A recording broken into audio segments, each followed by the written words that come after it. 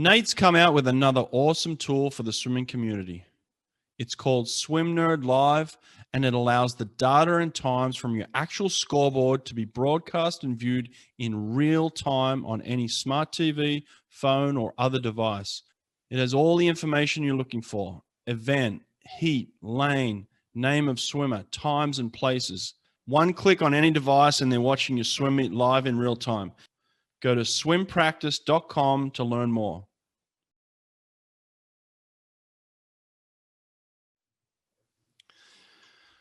Okay, Josh Watson, welcome to the podcast, mate. How are you? I'm awesome, Hawke. Good to be with you, mate. Yeah, good to see you, mate. I'm going through our 2000 Olympic team, trying to document some stories. You're the next on my list, mate. So listen, where are you coming from now? I've been in Atlanta, Georgia for about two and a quarter years. My wife and I moved over in January 2019. I'd been working for a sports equipment company back home since 2013, and we sponsor the National Amateur Boxing Program. So we sort of got to the point where we outgrew Australia. The name of the company's Sting. Most people would have heard of it back home. And yeah, we're over here now and just trying to make good on some of our sort of international investments. So it's been a great adventure. I wouldn't take anything back, even with what's happened with COVID. We've had a great time. Mate, that's interesting. I'll get into that for sure in terms of how you got into that. But in terms of the company, like, what do you do exactly? So Sting is a boxing sport, like sports equipment, boxing gloves, right, protective equipment. So we, in the amateur space, we're pretty high up in the world. Like our gear was used at the Rio Olympics, the Gold Coast Commonwealth Games, other World Championships. So pretty well regarded in that space of sort of boxing and fitness equipment. So is it an Australian company originally? Yeah, based in Melbourne. Okay. Yeah. Nice. So you're just a family business. They do what they do very well. They do it reasonably on a small scale internationally, but I think the right sort of opportunities tend to come our way because we offer a good product, but the process we take a customer through is pretty strong too. So how'd you end up in Atlanta then with the family-based company from Melbourne? So I out of retiring from sport, I bounced around with a few different jobs. Like really didn't have anything sort of concrete or anything that was sort of challenging me. And I remember I applied for this job, and Sikhs, like, they don't give you a whole lot of information. I knew it was sports equipment. I knew it was a state manager role for Queensland. And honestly, I applied for this job, and I remember the guy ringing me, Dan, who was my boss at the time, and I'd forgotten that I'd applied for it, and so it didn't come across real well. But I was like, huh, who's this? And to be honest, it was just athlete attitude that got me the job. I had no experience in selling. I mean, person to person interaction, that sort of stuff. Mate, you know what we're like as athletes. We're pretty driven at an individual level. We're not great. Think about other people and what they sort of need. Yeah. And so, but it was just, I just kept ringing him to see, who got the job. And in the end, I got the job, and that was in 2013. And I just, managed Queensland really well, got the national gig, and then the opportunity came to come overseas, and I just jumped at it. That's awesome, mate. Now, is it strictly boxing? Is there MMA stuff as well yet? Yeah, we've got an MMA range, not in the States yet, which is, it'll come definitely, because MMA in America is enormous. Like it's frightening, the difference between where the sport sits in the totem pole to back home. Yeah. And we've got a basic sort of range, but we'll definitely look to put something a little bit more serious into the market here. Oh, that's super cool, mate. Well, listen, just back to just quickly on that though. Yeah. You're a Conor McGregor fan, yeah? Yeah. Well, yeah. I'm wavering. I'm in and out of it. Sometimes I love him, sometimes I hate him. I get it. I mean, he brought me into MMA. One of my best mates who was a swimmer got me into MMA, or tried to get me into MMA. And this is before sort of stand-up striking became a thing. And it was all. I can't remember how many fights I watched where 80% of it was on the ground and these two people wrestling. I was like, this is boring as hell. Yeah. And then he comes along and knocks people out in 10 seconds. I'm like, I'm in. Yeah. But he's, I don't know, his behaviour. Yeah, his behaviour sometimes stresses me a little bit. Yeah, it's interesting. Like I'm a big fan of Dustin Poirier, and they're supposed to fight, and just the way he's handled that recently, I'm like, I didn't love what he's doing there with Dustin, but I hope they get to fight again in the trilogy. I think that'd be super cool. But yeah, I love MMA. I've been to a number of contests. I went to Connor's last fight, the one that had an audience at it anyway, and so I love it. It's awesome, and Me too. would love to see more of it. But yeah, I guess so. Just in terms of you and I mean, we have a long history together in terms of just knowing each other. I don't know where we first met, but it was probably somewhere to do with sort of New South Wales swimming. We both grew up in New South Wales in Australia. And how old are you these days? 43. 43. Okay. Yeah, I'm 45. Yeah. So I'm just a little bit older than you. So we're probably in the same circles for many years and we traveled the world. I remember many trips. We traveled the world together. But just in terms of swimming, where did it start for you? So I think, I was born in Newcastle, and pretty quickly, my family moved us up to Tweed Heads, like right on the border from New South Wales, Queensland. And we lived in a little caravan park, like right on this little bay. And, like most people who live on the coast, they want their kids to learn how to swim. And so I started learning how to swim, not till I was 5, hated it, cried every day, just terrified of the teacher. I don't know what it was, but I was anxious every single day, crying every single session.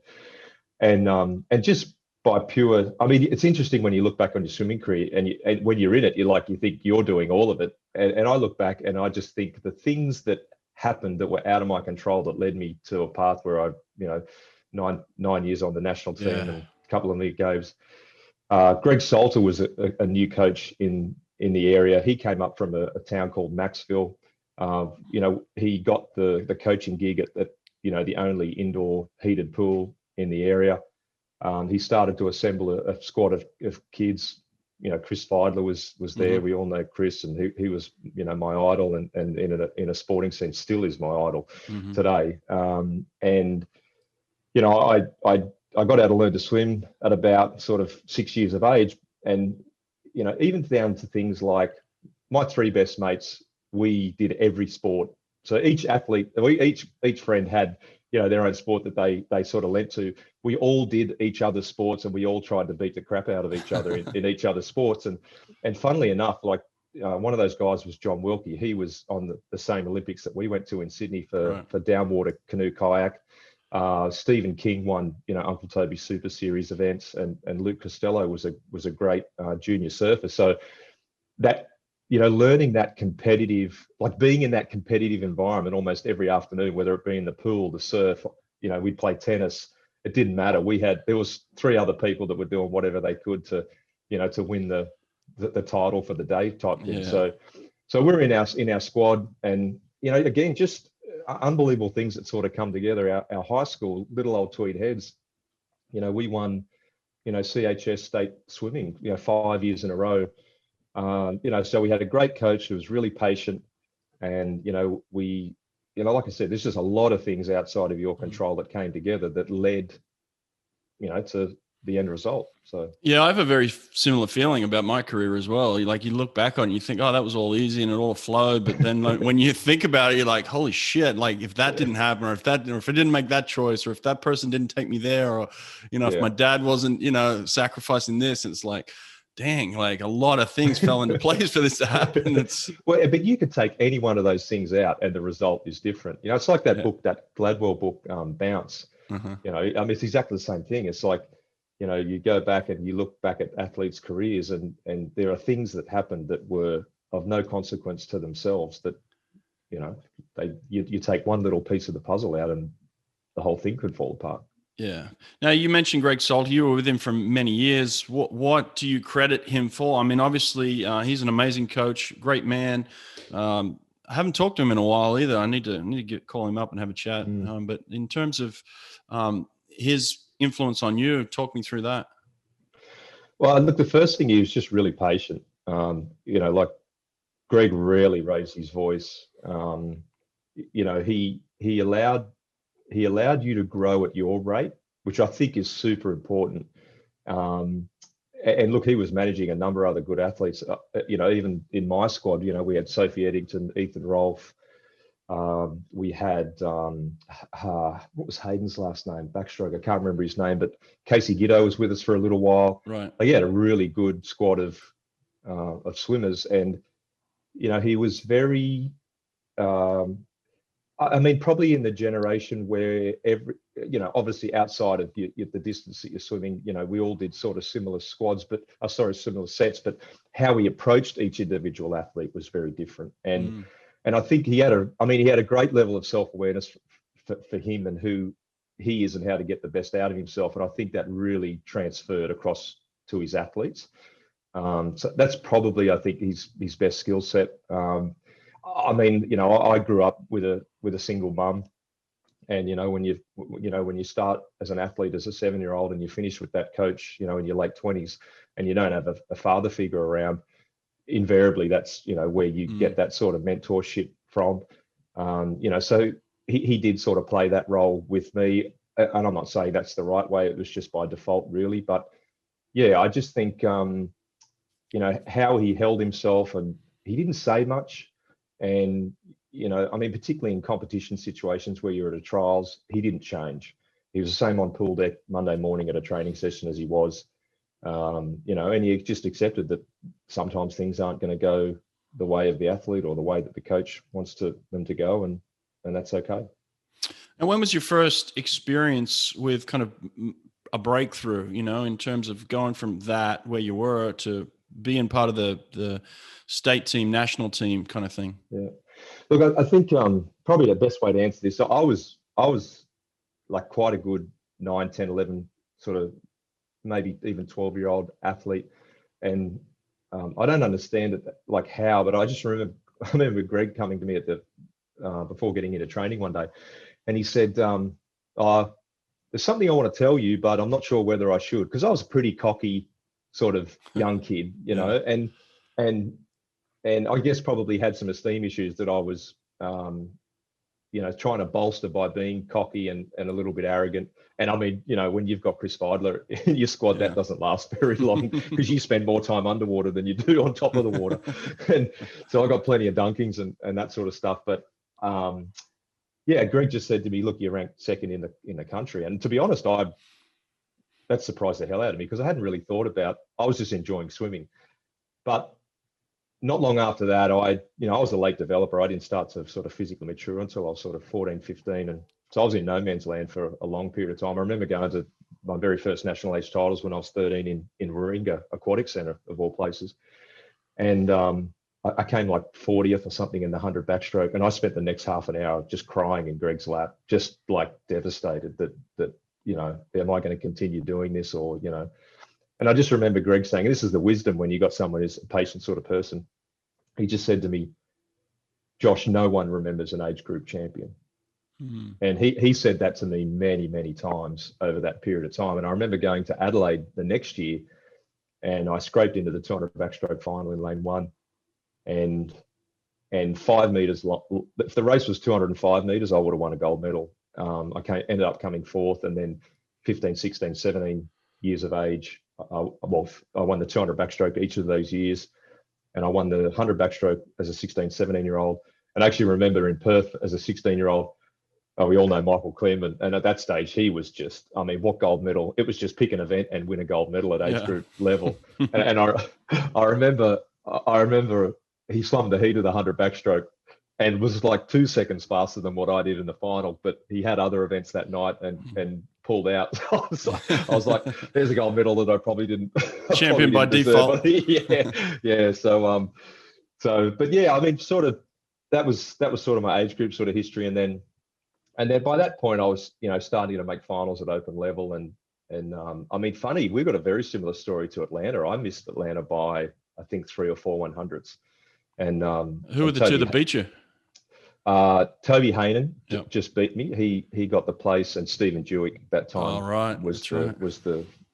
He was head and shoulders of the rest of the country. He was winning by over a second at the 100-meter level. So yeah, again in a bit of limbo, but then made my first team at the World Short Course Championships. I think in Malmo, Sweden.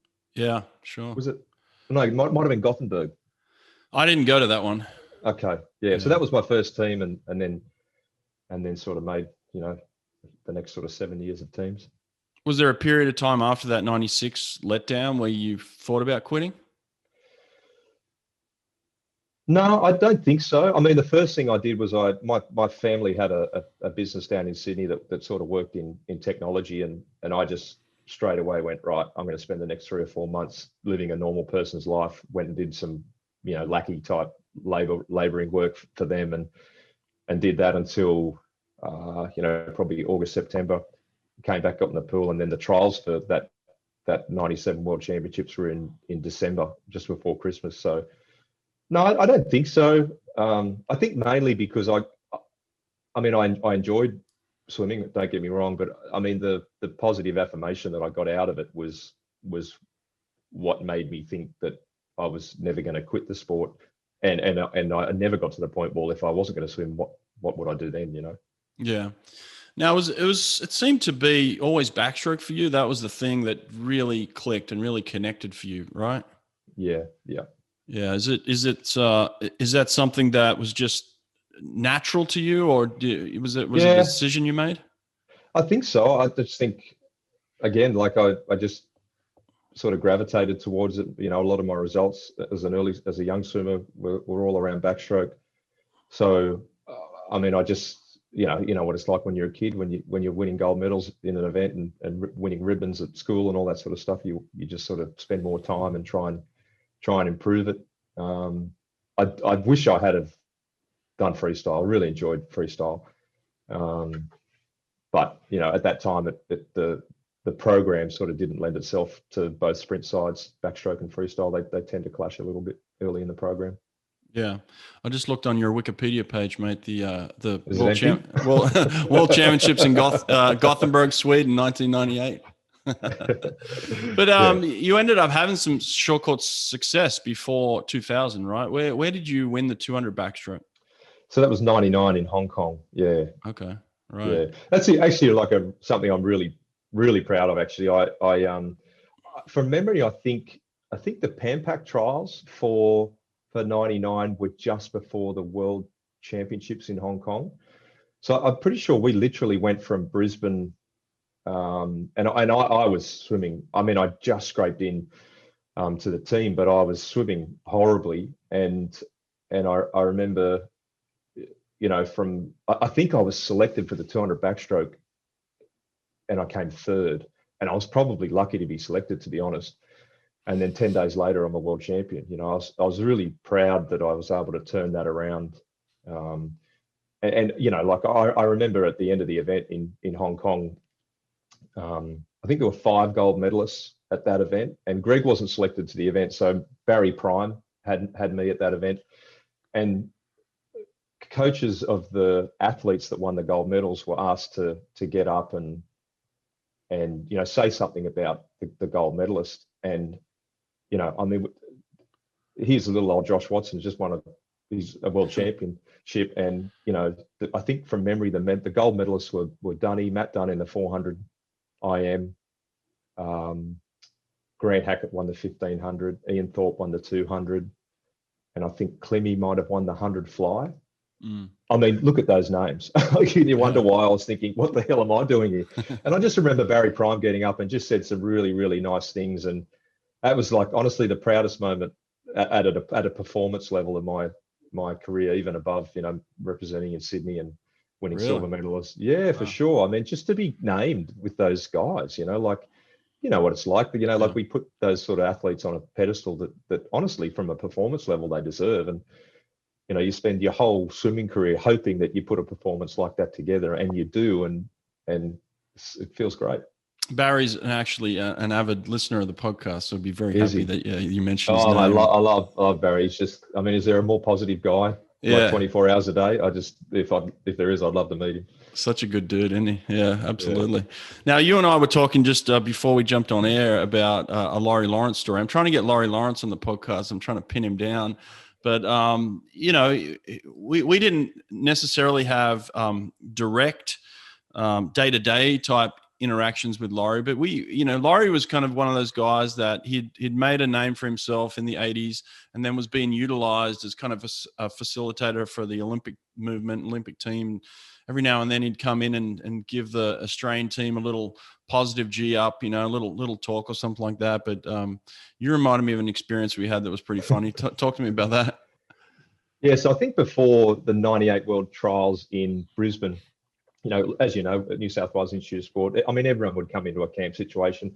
And I mean, I was like Laurie lives at Currumbin, I live at Palm Beach, like they're adjoining suburbs. And I actually grew up doing some swimming at his pool at Palm Beach. Greg, for a period of time, was known as a gypsy coach. We were at Tweed Heads Indoor, we were at Miami with Dennis, we were at Laurie's pool at Palm Beach. And I remember he like, as most Queenslanders I know would not go and do a motivation speech for a New South Wales team. Yeah. They just wouldn't, right? That's just the rivalry between the two states. But to Laurie's credit, he was happy to take the gig. And I just remember, I mean, he's such a motivating individual. And he did this poem. And I can't even remember what the poem was about, but all I can remember is, we were broken up into, there was like an aisle with, two sets of seats either side in rows. And I just remember thinking, thank God I wasn't on the aisle that day, because he must have picked out, as he's going through his poem, he must have picked out this guy who just was not paying attention. And all of a sudden, he has just like open palm belted this guy across the face. And, mate, if you weren't paying attention, but after that, trust me, you had his attention. I mean, today you'd be looking at lawsuits, you'd be looking at all sorts of horrible things. But I mean, that's Laurie, and he's such. I mean, we've seen the footage. I mean, I'll occasionally get on YouTube and watch him go bananas in the stands at Seoul. He's just entertaining, but in the end, he's just got a great heart, and that's why people love him. Yeah, I know, he's awesome. I can't wait for the time where he agrees to finally come on here and tell some stories, because I want to pin him down. He's so good. But I do remember that now that you mentioned it. It was such a great moment. But tell me, I want to dig into your Sydney Olympic experience a little bit, because it was such an incredible time in Australia's history for not only country but swimming as well. And then it was looked at as kind of one of the greatest teams ever assembled for Australian sport, that swim team. I mean, like you said, some of the names that have been mentioned on my podcast many times in relation to it, but you were one of them. So in terms of just the build up for Sydney for you, what was that like? Well, look, I remember walking into the pool in 1993 and, watching the announcement on a little TV screen, and I, as a 16, 17-year-old. And like, to be honest, I think that's when the dream of competing, for my country in a home Olympics was planted, and sort of everything, I still remembered, it may be John Fay, I think it was, whoever the premier was. I just still remember them jumping out of the seats, and just, what that triggered in me was okay, this is going to happen, and I've got the next 7 years to make it happen. Yeah. The build up, as you know, when you're in Australia, like the Olympic trials is in a lot of ways more stressful than the Olympics. So nerve-wracking. Because there's nothing beyond that. And look, leading into the trials, I was swimming the best that I'd ever swum. We'd done a series of high altitude training camps in Treadbow. And look, if I was to be honest with sort of my swimming career, I was a great trainer. I understand it now, but as far as putting, that work and that effort into a single performance, like I didn't come through with that sort of stuff, and definitely know now that I suffered from some performance anxiety. Mm-hmm. But leading through the state titles circuit, through, I think there was a particular event in Canberra that led into New South Wales state titles, Victorian state titles. I was undefeated through that whole period in the 50 and 100 and 200 backstroke, swimming PBs in season. And then, came to the Olympic trials and look, made the team in a personal best time. And I think what was special for me about that performance is, and it's interesting, like, unless you get to that sort of performance, you're not even aware of things like your coach maybe being selected for the team. And And, so there's sort of murmurs around day 4, day 5, day 6, Josh, you're ranked 3rd in the world. This is this many IPS points. Your coaches, he's in, selection sort of crosshairs. And, you're waiting for the last night and, trying to jockey around what swimmer does this performance and is that going to push Greg out. And I just remember being in the warm down pool out the back. And I remember Alan Thompson coming to Greg, and actually Greg was talking to me and just said, Josh, can you just step aside? I just want to have a chat to Greg. And I made sure that I was in earshot. And just the pride that I felt like for Greg, to take a kid from 7 to 23 and to make an Olympic team. I mean, that's just stuff you just cannot recreate in any way, It's just so, such a wonderful thing to be a part of. And I mean, the build up, like you said, I always look back and I thought, man, what an opportunity. Same for you, like to be a member of your home Olympics, but then to follow up with the home of the Olympics in Athens, I mean, you just can't, you just can't create that. It's unwritable, Yeah. But to be a part of that team, and look, I always thought, like the superstars that we had in that team that were in their prime, for that event, and you look at, would you want to be them? And like obviously I didn't sort of get myself to that sort of standard, but they all lifted the profile of swimming. And just to be involved in that generational shift from 96 through to 2004. I mean, what a period for swimming, and we're just so fortunate to be a part of it. But yeah, I mean, just everything around it. I mean, it's just little things. Like I remember those jets that we flew from Melbourne to Sydney on, like that Ansett chartered for us. That's right. I felt like I was flying private. like, what am I doing here? It's the Australian swim team, and we're walking to the pools with, in Melbourne with like security escorts. Like just little things like that you think, okay, so I've got to now I understand what we're a part of. I mean, the Olympic experience was phenomenal. I read with Bill Kirby, which is why I love your previous podcast with him. It's just such a great guy. Just such a happy-go-lucky, bouncy sort of guy. Just going into that warehouse and selecting out, your kit. Just things like that. Yeah, I tell people that story all the time in terms of walking into this warehouse and they give you a shopping trolley and they just say, all right, walk around, just start putting things in and just filling up the shopping trolley of stuff. It's like, and that was that part of it is all amazing, but it kind of, it takes your head off, it's like, you don't know what to do with it. You're just like, what is this experience? And I remember vividly, Sydney just feeling too big for me at the time. Like I wanted it and I was like, bring it on. And it was so amazing to have it all, but it was just almost too big. Like in terms of like being part of the Australian team, being part of this thing, like you said, we're flying private jets, we're getting security details follow us around. We're with Ian Thorpe, who's the biggest athlete on the planet, and Kieran Perkins and people like this, and then, the size of the games itself and opening ceremonies and just everything about it was almost too big for me to take in, right? Well, I completely understand what you're saying. I mean, even down to like, the first night. I mean, I didn't do the opening ceremony because, I'm there to get a result, and I knew I was always going to do the closing ceremony, and so I rested up that night. I still remember being on pool deck about halfway through the final session for day one, deliberating. Do I watch this freestyle relay? Do I go home? When was your event? Day two. Morning of day two.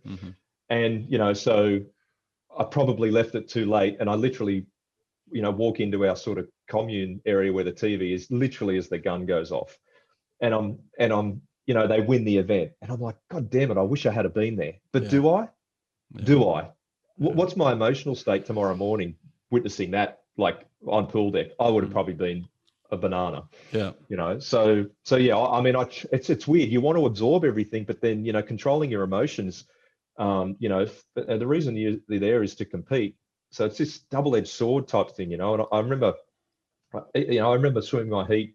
I was next to Lenny Krayzelburg in the heat, and I remember coming off the wall and I did this amazing turn. I turned behind him and out-turned him, and at that stage, no one outturns, Lenny Krayzelburg, and you've got the kids, 15,000 kids, just like you can hear the scream. It's like, and then, finish your race, get into the warm down pool, and the emotion was so intense. I just vomited, like threw up, like all in the, in the pool gutter. And then I'm worried. I'm like, do my competitors see that? I don't want them seeing this as weakness, or, so I tried to hide it, and mate, it's how intense the whole sort of situation is. So, and then, again, in my final, it's ironic, my best time would have got me bronze by 100th, and I'm getting fourth, and, they always say that, in an Olympic final, the two most disappointed people are the people who get silver and the person who gets fourth, because they get nothing. Yeah. So, fourth at the Olympics is not the place you want to be. It's not. It's not, particularly when you know your best or equal to your best. And I was consistent. I think I was between 54.7 and 54.9 over 3 events. And, as a result, got an opportunity to swim the heat for the medley relay and qualified those guys for a silver medal, which was great. But yeah, mate, I mean, the Olympic experience, you just, you got the period of time where you're competing, and it's something that you never want to end, but it can't keep going, because it's too much, just as, just the same as, when the swimming finishes and now you're into party time, you're having a great time, and you're essentially nocturnal, and you're having a great time, but it can't keep going, because you're going to destroy yourself. But again, I just remember, I'll never forget my dad picking me up, from, I guess, the exit point of the Olympic compound. And I just remember, the torch was still going, and I'm in the back seat on the left-hand side of the car, and I'm just watching the torch. And mate, I can tell you right now, this wells up in me. There are trees starting to come to block my vision of the torch, and I'm jockeying my head. I just did not want to let go of the torch. It was like, I didn't want this to end. And, when I just accepted that was the last time I was going to see the torch, as an Olympian for that event, mate, it was sad. I had tears running down my cheeks. Yeah. That's an emotional moment to remember, man. I'm glad you remember that vividly like that, because we do have moments like that for sure, where you just don't want that moment to end. And I guess that's why a lot of Olympians end up going through some sort of depressive moment after it, because it's such a high. How do you, what do you do when you come off that?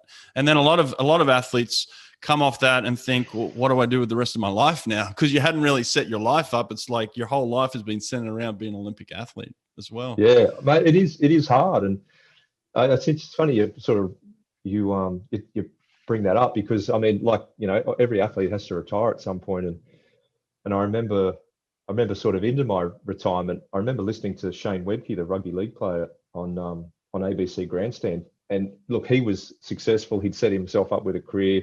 He'd been smart with his money, but there was still something missing, And I really believe that, at the time, the education was that if you had a degree, if you had something to go to, that was deemed a successful transition. But athletes have got something special in them, and it's been bred in them through their experience from a very young age. And if they're not challenging themselves at a high performance level, they're just not as happy as what they possibly could be. Now, there's obviously exceptions to that, but it's very difficult to take something away where there's so much at risk, and the opportunity for growth and improvement is so strong. For me, a successful transition is someone who has been able to set that up, while they're an athlete, for when they're not an athlete. And again, I go back to Chris Feidler. Like, you want a case study on how to transition from sport? Study Chris.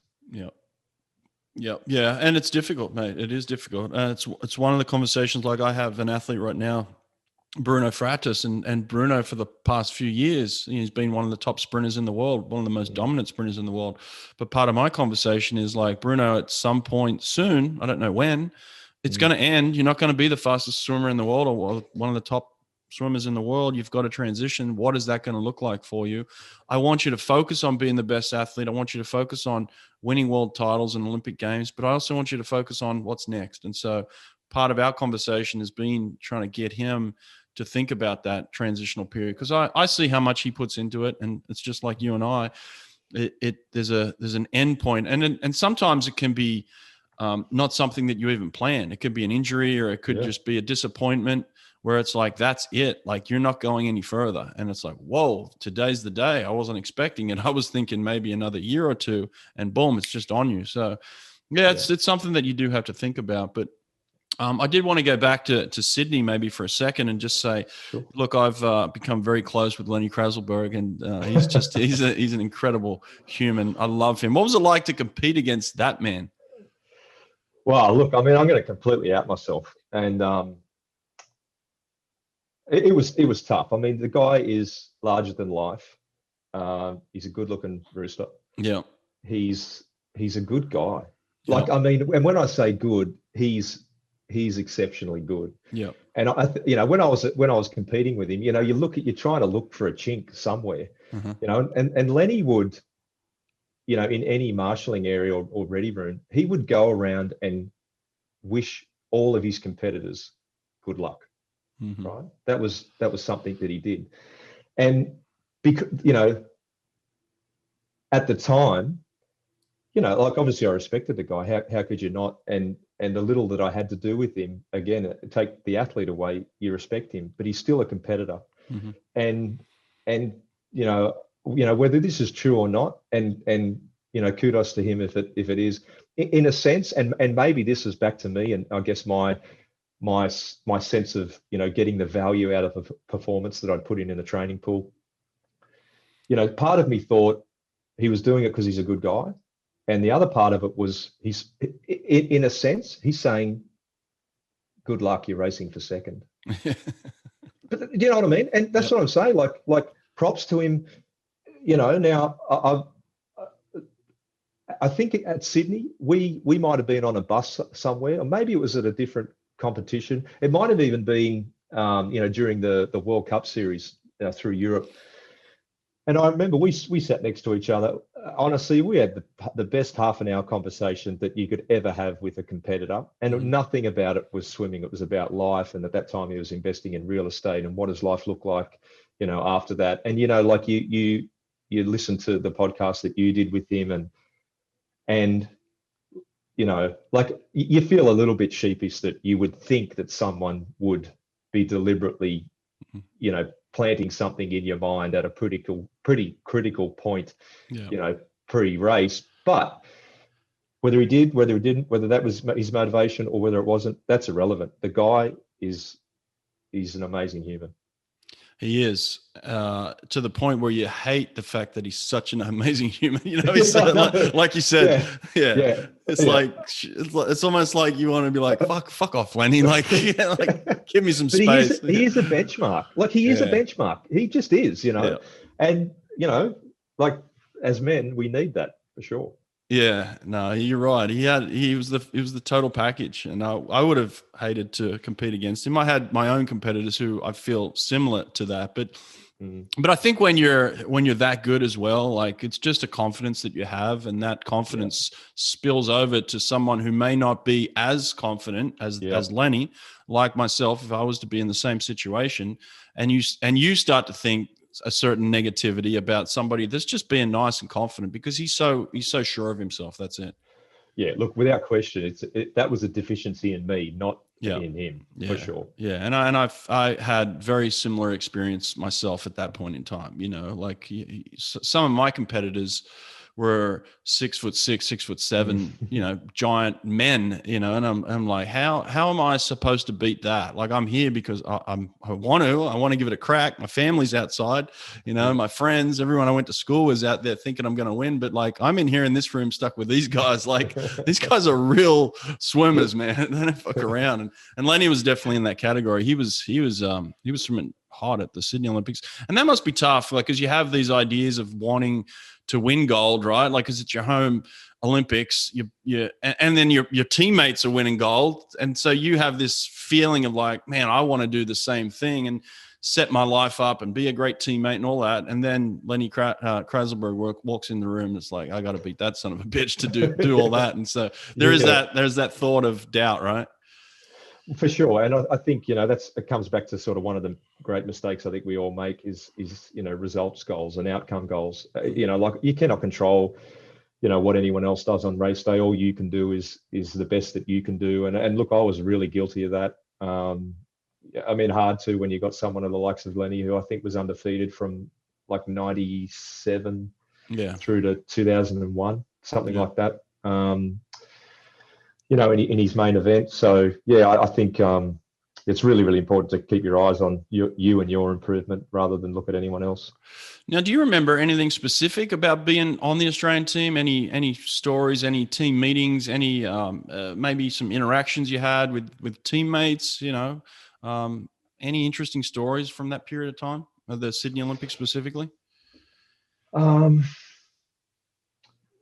Well, I can I can recall a lot of stuff that happened after the competition. I don't know whether it's so suitable for your podcast, but I remember, and I was pretty fortunate at the time. A good mate of mine, Darren Wade, was production manager for News Club, which was News Limited's nightclub, which we spent a fair bit of time at. So I remember being at the bar with like Josh Watson here, Elle Macpherson here, and that's Elle Macpherson. And hey, what's your name? This is what she's saying to me. She's like, oh, Josh, what are you doing here? I'm part of the Olympic swim team. Hey, this guy's an Olympian. And I'm like, you're Elle Macpherson, and like we were on that level, for that period of time. And again, like super humbling, having shots with Sarah O'Hare and Lachlan Murdoch and meeting Evander Holyfield that's the stuff that's the stuff that I tend to remember, because the Olympics is still a competition. It's still 2 laps of backstroke to try and swim as fast as you can to win something. That doesn't change no matter where you are. Yeah. Okay. You walk onto the pool deck. One thing I do remember is walking on the pool deck, and how many times had we walked into Sydney Aquatic Centre, and the first time you walk in and the 5 rings are there everywhere, and you're just like, now I'm at the Olympic Games. That was the first time, like irrespective, you're in the warehouse selecting clothes, you're wearing, Olympic gear. For me, when I walked on the pool deck and they had the Olympic banner signage up everywhere, that's when things got real. And that was, where there was a little bit of fear, but also a little bit of, wow, I'm here. The goal that I set 7 years ago, I've done it. That's funny that you say that, because the amount of times we swam at the Sydney Olympic pool before the Sydney Olympics is just like, it was almost like a home pool for us, and then all of a sudden it looked completely different. Like, the signage is up, and then the grandstand is full. And I distinctly remember walking out thinking, oh, this is my home pool. This is great. And as soon as I stepped out on pool deck for the prelims, the heats, I remember I couldn't breathe. I was like, my breath, I lost my breath. I'm like, this doesn't feel like a home pool anymore. But same, I was like, this is nothing like the pool that I've been into. But I was glad that it wasn't, because, like you want to feel, those spikes in emotion and anxiety. And that's why we do what we do, Yeah. So, did you feel like a letdown in terms of the total team performance? I know I did, not even making the final. I finished 13th. I swam in the semi-final, and I felt like a massive letdown. Like all my teammates are winning medals and breaking world records and performing. I didn't feel like I added value to that, and that really disappointed me. Look, I'm glad you asked the question, because it's going to force me to sort of go into sort of places I haven't sort of considered. But look, so if we change the situation and I'm now an Olympic bronze medalist, what changes? I think something definitely changes during the event for sure. I think you put yourself obviously in a more select group of athletes without doubt. But I think for me, it was probably more, we were a team, what they did in the 4x1, what they did in the 4x2, what Ian did, what Susie did, what Grant did, to witness that and be a part of that. I think it's, some element of that is I did contribute to that. I was a part of the team. I did contribute to that. Sure. Whether that be, congratulating someone, wishing them good luck, being an ear for someone to, have it talk to, whatever it is. I think I probably look at it a little bit more that way. Yeah, sure. If I didn't make the final and come fourth, maybe I think a little bit more like that. But I try to look a little bit more holistically. And to be honest, like, looking back on my swimming career, I should have, I should have performed a whole lot better than what I did in critical moments. So I got to be honest and say I wasn't that surprised that I came fourth. Oh, wow. That's an interesting analysis, and I appreciate you kind of digging into that right now without having really thought of it before. And sometimes I think of it like this, when we're hanging out and playing cards with all those guys that you mentioned and shaving down together and walking to the bus together and eating meals, we're equal. I mean, completely. When I talk about Ian Thorpe and Grant Hackett and Susie O'Neill, I feel completely like an equal. Like, they're just normal people to us. But then when I look at it from a performance perspective, I certainly don't feel as accomplished as an equal to them. Like, I look at them as high level performers, people that were able to perform under extreme pressure and get the job done and be world dominant. And I feel like I let myself down in that area, for whatever reason. I look back on it and I'm like, how could I have been better? I tried for many years. Like, I swam from 2000 to 2006 on the Australian team. We traveled everywhere together, you and I, the same thing. And I felt like I never got to that place that they got to. And I'm like, why did they get, if I was equal with them, why did they get there and I didn't? It's something that frustrates me, and it's something that I look back and try and analyze. But at the time, it was what it was, there's nothing you can change about what happened now, Yeah. Look, I mean, I used to think the same thing, but when we're hanging out in those sort of general times, we all, it all feels like we're on the same level.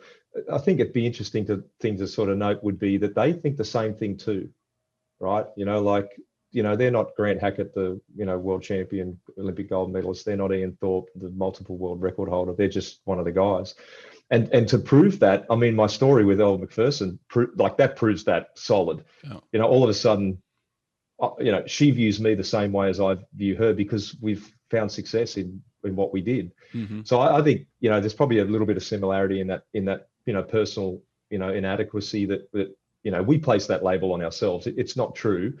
And in a lot of ways, I'm sort of starting to come to terms with the fact that by removing that, you can finally be who it is that you were meant to be, now not as a swimmer, but as someone who's doing a podcast, or someone who's working for Fitter and Faster, or someone who's trying to mentor a Brazilian athlete. Mm-hmm. I hope that makes some sense. Absolutely, yeah, absolutely. And it's something that I've been able to transition from my experience as a swimmer to my experience as a coach. It's actually helped me had success as a coach, that I was able to then, relate to my athletes some of those things. I can look, Cesar Cielo was not an Olympic champion before he became an Olympic champion. He was just an athlete wanting to try and win.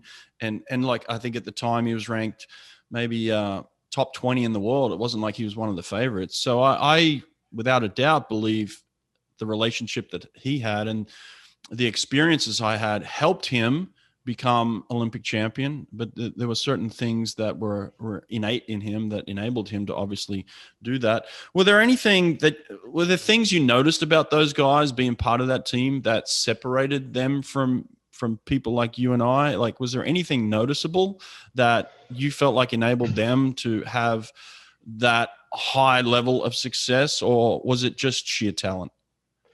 No, look, I mean, obviously, talent comes into it, work ethic comes into it. There's no getting around that. But for me, it comes down to probably two things. One is just sheer belief that they deserve to be the best and to get that ultimate performance.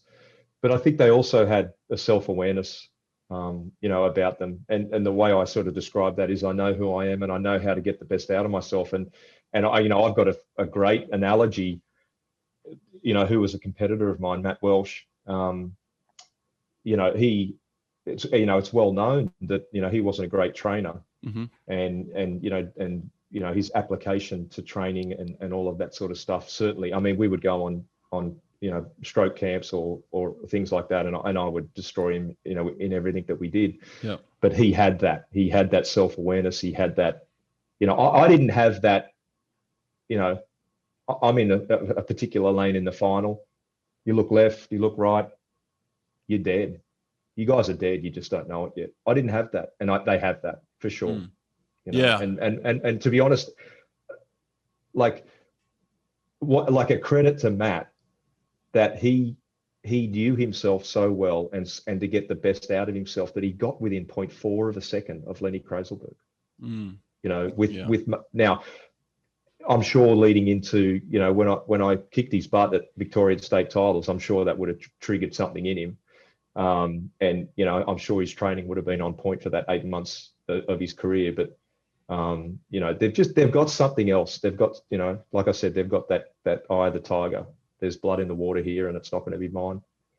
That's interesting. Yeah, I need to get Matt on, because we were teammates for a while, and he would frustrate me at times in practice, or the times where he wouldn't show up to practice, but he could certainly do things that I'd never seen anybody else do. You know, I remember Matt skipping practice for a few days in a row and then coming in, and we had a 400 kick for time, and he was on his back, long course, kicking backstroke, and I remember he went like 412. 400 kick for time, like having 3 days off. And I'm like, how are you that good? I mean, it's just sick that you could do things like that. Yeah. I remember we were in a camp situation somewhere overseas. You remember that scene in the Matrix where they're on top of the building, and Trinity's about to download that information around how to be a pilot for a helicopter. Yeah. And Neo is dodging those bullets, and he's literally his knees are up there and his body's horizontal. I've seen him do that live. Yeah. Like defy gravity. That's the sort of stuff that, you know, yeah, I mean, he's a special athlete. There's no doubt about that. But the thing is as well, you know, like we come from a generation where, I mean, the miles that I did for 2 laps it's just wrong, right? And, you know, that's what I'm saying about self-awareness. Matt found what worked for him. And, you know, people like you and me, we look at his training regime and go, you're kidding. But that's he got the best out of himself. That's what self-awareness is. Yeah, I've had many conversations with Gary Hall Jr., the guy that ended up winning my Olympic event, both in Sydney and Athens. I did a clinic with him just recently, and I've had conversations with him about that. It's like everyone else around him was doing what was programmed, and he was doing what was right for him. And people would say that he didn't train as hard as, you know, myself or other people. And yet here he was feeling like he was just training as hard as he possibly could, because he was doing specifically things that were working for him, that got the best out of him. And Matt's certainly in that category as well. But there's also, they're freak athletes. They can do things like that we just can't do. And I guess that's, talking about the Sydney 2000 team, the Australian swim team, we had so many athletes, especially the ones that ended up medaling. We had those athletes that were just freaks. They were just incredibly good. They were separated from all the other freak athletes. They were just on another level of freakness. I mean, I'm sure you saw Grant and Ian do incredible things in the training pool in Melbourne right before the Sydney Olympics. I remember Thorpe getting up and going 146 in just a regular little speedo, you know, in practice at that training camp. Just crazy things that normal humans just wouldn't be able to produce. Yeah, but again, it comes back to they think differently, and they do different things. You know, that's why they've separated themselves. They've literally differentiated themselves from, you know, everyone else. And that's, you know, I remember sending you a text a while back, and I'll never forget to this day, you know, towards the end of my career, I did my weight training at the Canoe Kayak Center, the AIS Canoe Kayak Center at Miami there, not far from the pool. And, you know, I was watching the national Stillwater team, K1 1000 and K1 2000 team, and looking at their schedule up on the whiteboard, and, you know, they're on the water for 50 minutes or an hour, 6 times a week. And I remember asking Glenn, can't remember his last name, but the strength and conditioning coach, I said, how long is their event? He said K1000 is about 3.5 minutes, 3 minutes 40. And they're on the water for like 6 sessions at 50 minutes to an hour a week. And here I am going, hang on a minute, my event's 54 seconds. It's a quarter of the time, and I'm spending 3 times as much time in the water. I was just like, this doesn't make any sense whatsoever. And Glenn said to me, you're not specific enough, Josh. You're just not specific enough. And yeah, I remember getting so annoyed at a podcast that you did. Well, I can't remember the coach, but I think they might have been, you brought, that sort of fresh thinking. There's another way of doing things. We're sprinters here. We need to get specific. It's about output. It's not about, how many miles you're doing, all that sort of stuff. And I just remember you saying, yep, we were trained wrong. Yeah. God damn it. Yeah, for sure. I mean, there's a lot of back 20 years. Yeah, there's a lot of learning as we go, but it was right for the time. I'm sure everybody was doing it really, but sure. Like there's the reason why people are getting faster these days. But did it piss you off how little I did at the time compared to what you were doing? Never. I mean, I remember listening to this on a podcast. I remember being at a table, and I'm pretty sure, I won't out the athlete, but I know who it was. Oh, Skippy. No. Well, Skippy's not one to talk. Okay. They're an endurance athlete, and all right. And they said something to you, and you came back and basically said, "Look, this is my event." Actually, I think you might have even made a point of saying, "Hey guys, like this is not cool. This is how I do what I do." And they just kept pressing. And I just sat back, just shaking my head like, you do what you do, let him do what he does. Yeah. So yeah, it frustrated me for you, because there just wasn't that flexibility around, allowing someone to do what they do well, and because they know how to do it. Well, I distinctly remember a time after Sydney, because the disappointment of Sydney stung me. The fact that I didn't make the final bothered me more than I didn't win a medal. That really bothered me. I may have said this on a podcast too. I actually went to the track and field the night of the final. So I swam the semi-final, missed the final, and was so devastated I couldn't go watch the event. So I actually went to the track and field, which was totally against protocol. I was supposed to be there supporting my teammates. I know it, but I couldn't watch it. It was so devastating because, like you said, the build-up was 7 years long. I mean, I had all my family, friends. I mean, I grew up in Sydney, 20 minutes from the Olympic Stadium. Everybody expected me to win a medal at least. So the shame and disappointment I felt was tenfold. It was immense. I couldn't bring myself to go to the event, and childish, selfish, immature, but I did it. And anyway, from that moment on, I said, if I'm going to continue to do this, which I did decide to continue swimming, I said, I am going to make every final that I swim in from here on out. And I did, Josh. I made world championship finals. I made Olympic finals. I made everything for the next 6 years straight. There wasn't a final that you don't see Brett Hawke's name in. And the reason why part of that happened was I just made a decision that this is the way it's going to be. And I took control a little bit of the way I was going to do it. And this is where this conversation comes in terms of, people looking at me and saying, oh, you don't do this and you don't do that. And part of my thinking at that time was, well, first of all, I'm one of the fastest swimmers in the world. And if you can do it differently, then go for it, beat me. And that was part of my ego that I brought on. It wasn't the ego that I had walking around daily, but if I needed to induce it, if I needed to bring it out, then that's what you were going to get. So when people would question me on things like that, I'm like, beat me, you son of a bitch. If you can do it better, have a crack. And I wanted to be the most dominant Australian sprinter in the 50 freestyle. And this is a time where you've got some of the greatest sprinters in history, Michael Klim and Ian Thorpe and these types of people. So that was just my mentality at that time, is like, if you can do it differently, do it, have a go, but you're not going to beat me, because my mentality was I'm going to be one of the fastest in the world. Now, I wish I had to switch that mentality to I'm going to make every single podium. I wonder if I had to just changed it. That's part of my thinking there. But in terms of, Athens, let's say, what was your experience at that Olympics? Look, so Athens was probably your Sydney. And I came into Athens. Dennis Cottrell was my coach for Athens, swimming super quick. I mean, the sort of stuff that I was doing in the staging camp, I mean, even shocked me as how fast I was swimming. And I remember, like, I was placing myself in medal contention. That's how fast I was swimming. And I remember on the morning of the 100 backstroke, there was a sandstorm. I think it was blowing like 40 knots, and you know how dry Athens was, and there was no roof on the pool; it was open air, and I got caught on the wall in 50 meters. The flags were sort of moving all over the place, and I got my feet stuck just long enough. Cost me about maybe 0.4, 0.5 of a second, and I missed the semis by 0.01 or 2.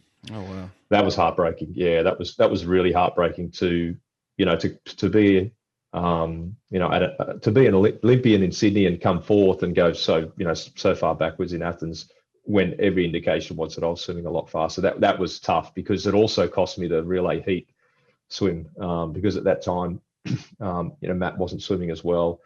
I think our breaststroke leg wasn't sort of swimming as well, so they just didn't want to take any risks. Right. So yeah, that was tough. That was really, really tough. When did you hang it up? So, I mean, I'm the I'm the poster boy for I'm done with swimming. I'm going to let it go and then come back. I actually stepped away from swimming. I had some personal stuff that I had to deal with in 2002, and so I didn't compete at all in 2002. I think there was a Commonwealth Games, and there might have been one other, might have been a Pan Pacs.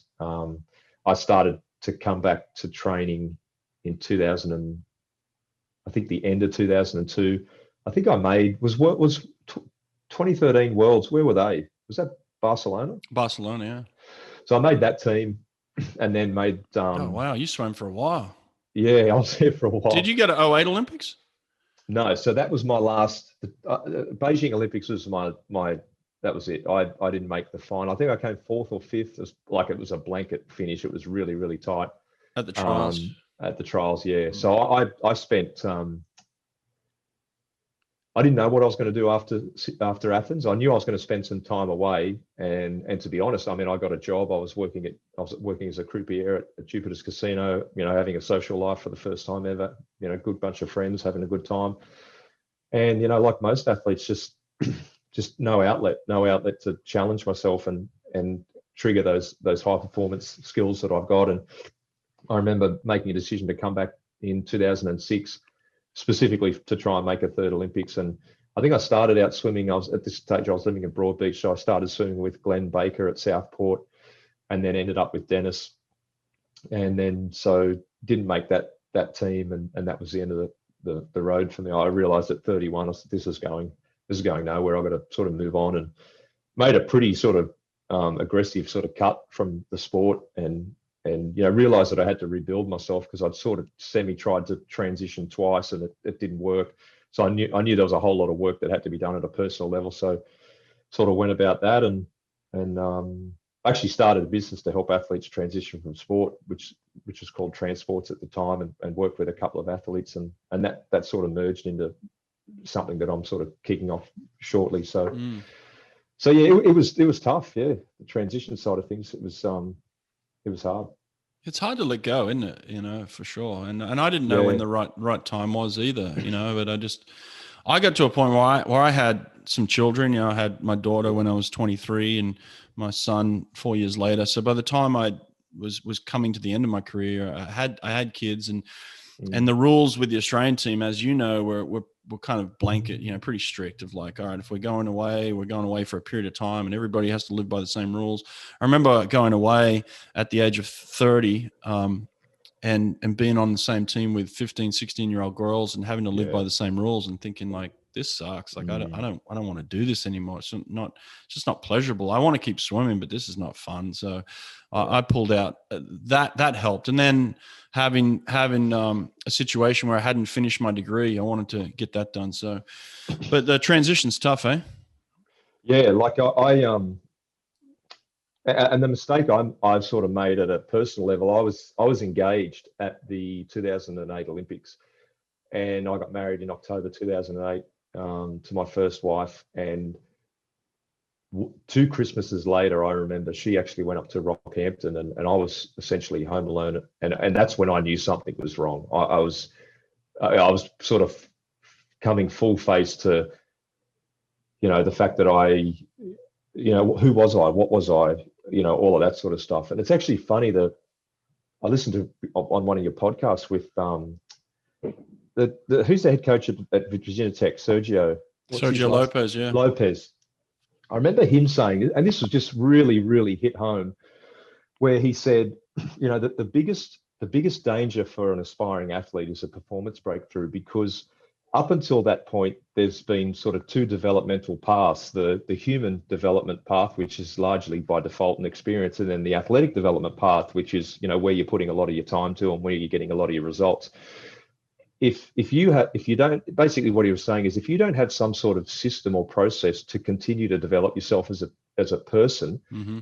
the minute you hit that breakthrough, your affirmation now becomes entirely athletic. Right. And there's no coming back from that. Once you're buried in that sort of mindset where what you do is who you are, transition is an incredibly difficult process. But if you can manage to understand that there's the athlete Josh and there's the human being Josh, and actually the development, if you develop both sides of you, naturally as an athlete you're doing, but if you develop the human side of you, that is actually a massive plus to the athlete.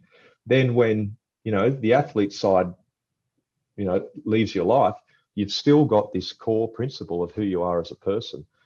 And I think that's the secret to a good transition. And that's why, I think Chris did such a good job.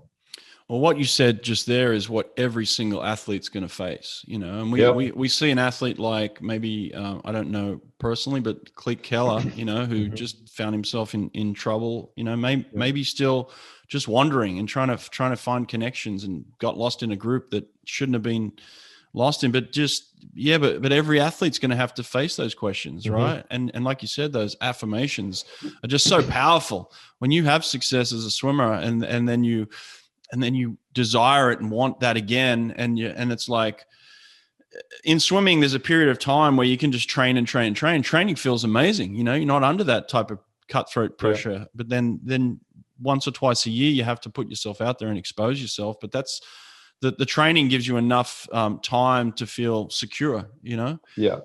And it's definitely a tough process. Mate, for sure. And the great thing about sport is if you stuff up in the morning, you've got the night.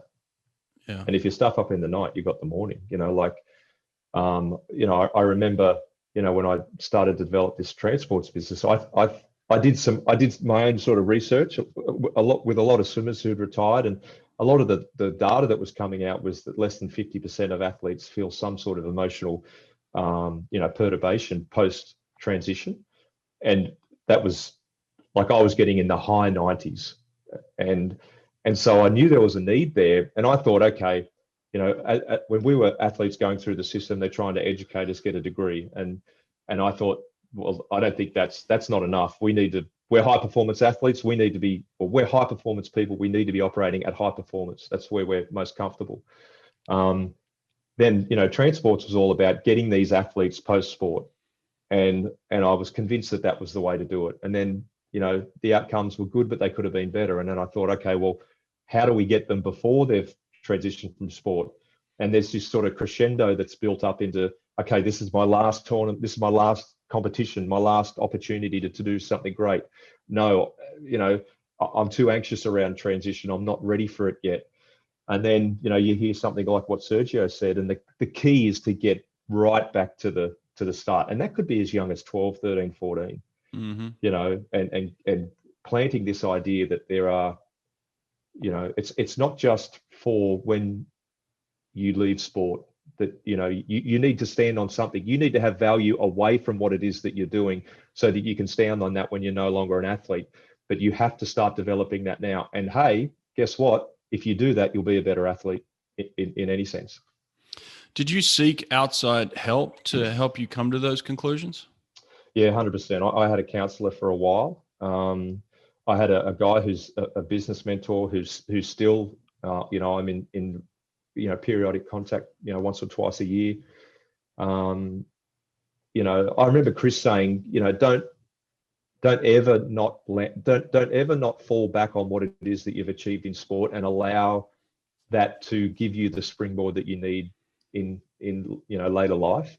I probably took it a little bit too far. I really disassociated with who I was as an athlete, and to the point where I would just refuse to acknowledge anything that I'd done in sport to a new relationship or anything like that. Oh wow. And I think I took it too far, but if I wouldn't have changed it if I was to go back, because it made me develop myself. It forced me to find the holes that I had at a personal level and start to build some substance around that. So Right. Yeah. Is there any advice in terms of someone that might be listening to this right now? So instead of having to go through that whole process you went through, is there anything that you would, advise them on doing now? Yeah, I just think understanding that you're essentially two people, that there's an athletic side to you, but you're a human being first before you're an athlete. And coming back to self-awareness self-awareness, I know who I am and I know how to get the best out of myself. They've done studies on what is the key factor that separates, no matter what it is that you do, what industry, what skill set. Self-awareness is the defining character that people have, and that has to be developed. And if you can develop that as early as you can, and if you're like Bruno now, my advice to him would be to start now. Yeah. It doesn't have to be contradictory or in competition to what you're doing in your athletic arena. It's actually complementary. It will actually make you a better athlete.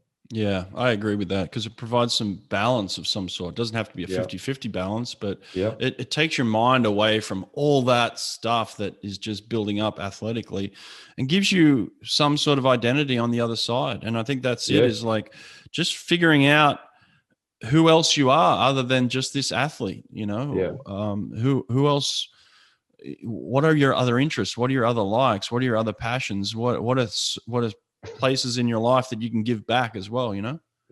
I laugh because I remember a situation. I remember I lived in Brisbane for a period of time. I remember being in my walk-in robe, and like when you're an athlete, you're very critical. You're always looking to progress. Nothing's ever good enough, all of that sort of stuff.